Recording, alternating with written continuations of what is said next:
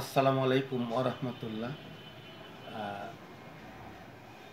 আমি রাজবাড়ী গোয়ালন্দ এবং রাজবাড়ী সদর আসনের জন্য আজকে ফরিদপুরের মধুখালীতে বাংলাদেশ জামাত ইসলামীর সহকারী secretary general H M Hamidur Rahman Azad সাহেব রাজবাড়ী ১ আসনের প্রার্থী হিসাবে আমাকে মনোনয়ন ঘোষণা করেছেন।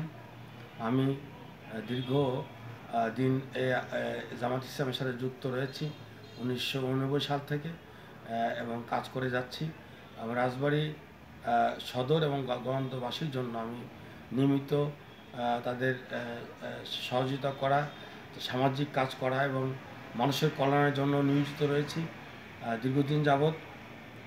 আমি মনে করি বর্তমান যে ৫ই আগস্ট হওয়ার পরিবর্তিত পরিস্থিতিতে দেশের মানুষ একটি দুর্নীতিমুক্ত, সন্ত্রাসমুক্ত, একটি জনকল্যাণমুখী মানবিক রাষ্ট্র কায়েমের জন্য এবং এই এলাকার মানুষের সেবা করার জন্য আমি আমাদের এই রাজবাড়ী সদর এবং রাজবাড়ী গোয়ালন্দ আসনের সম্মানিত ভোটারদের কাছে আমি দোয়া এবং সমর্থন কামনা করছি।